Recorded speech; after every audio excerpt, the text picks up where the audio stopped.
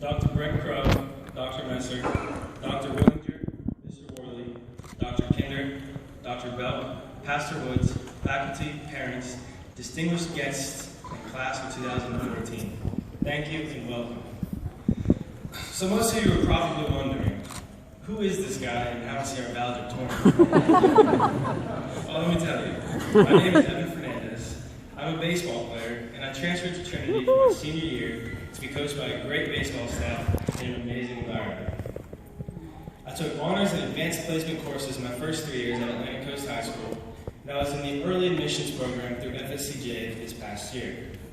So unfortunately, I've only been able to take one course at Trinity Christian Academy. Shout out Coach Willis and 7th Hour Bible. But I am your co-valedictorian. It's totally fair.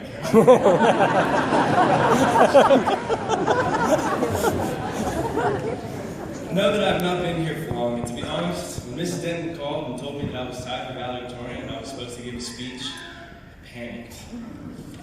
So, like anyone would do in this situation, I went to YouTube for inspiration. I typed in high school valedictorian speech, and I clicked on the first video that popped up. I'm not making this up. The first video started. It seemed like only yesterday that we walked through these doors together for the first time. And I thought, well, it actually kind of was yesterday.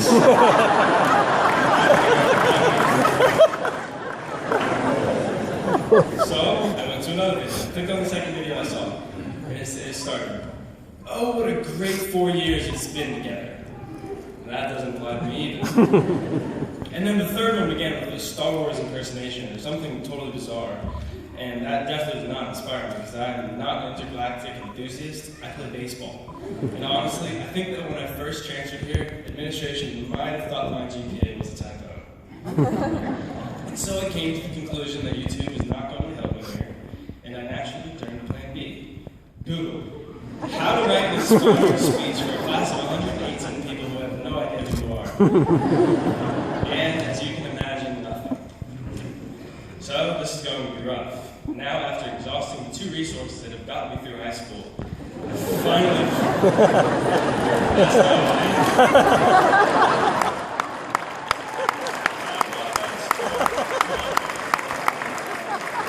I finally realized that I was on my own, so I began to reflect.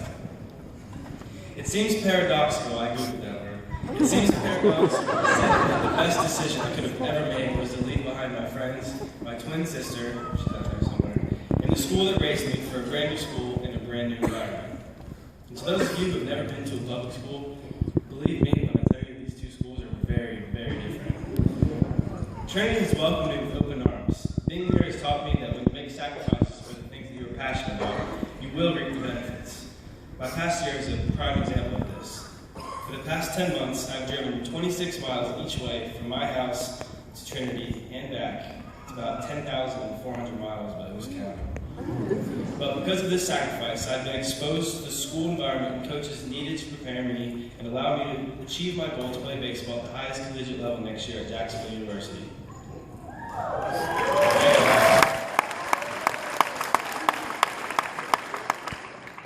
So there are a few people that have impacted me in my time at Trinity, and I'd like to acknowledge them. First off, Dr. Kinder. Yeah, Dr. Kinder. Thank you for dealing with me all year and not getting too frustrated with me in my unique situation.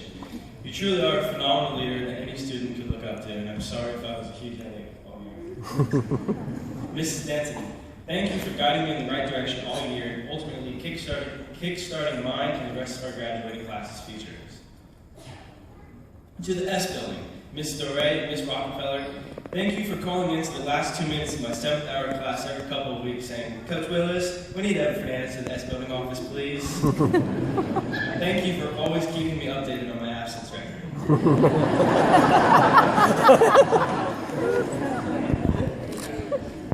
Coach Willis, thank you for teaching me life lessons that will stay with me for the rest of my life. I'm so blessed to be one of your guys, and anyone that has this class knows what that means. The next person I would like to acknowledge is Pastor Woods. Since the beginning, you have made me feel at home here at Trinity. You are hands down one of the coolest guys I've ever met, and that's real. That's funny. On the senior trip, someone told Pastor Woods and me that we kind of look like. I don't know if I see it, but I'll take it as a compliment. Coach Gil Morales, thank you for being more than the best coach I've ever played for. You have shown me how a man should live the right way, and you have instilled a work ethic in me that will no doubt carry me on to the next level. Now, in most circumstances, it would be impossible for the valedictorian to recognize all of his close friends. Given my situation, I'd like to mention all three of mine. Justin Duff, Austin Amon, Paul Sheffield. Thank you guys for welcoming me into this Trinity family. You guys make me feel like I've been here for all 4 years, which we all know I haven't been. We have been through a lot this past season, and it's brought us together like brothers. And I know each one of you will be successful in college and beyond. So, graduating classes, we all move on to different colleges. Different opportunities will arise for each of us. And I challenge every single one of you to search deep within yourself for something that you are passionate about, something that drives you, and something that you cannot live without. Pursue that passion relentlessly. Recognize that you may have to make sacrifices, but know that they will be worth it. Thank you all for listening to a speech from the Grad you barely know. It has been an honor to be the warm-up speaker for my co-valedictorian, Melissa Spalding, who I'm sure you all know very well, though I just met her yesterday.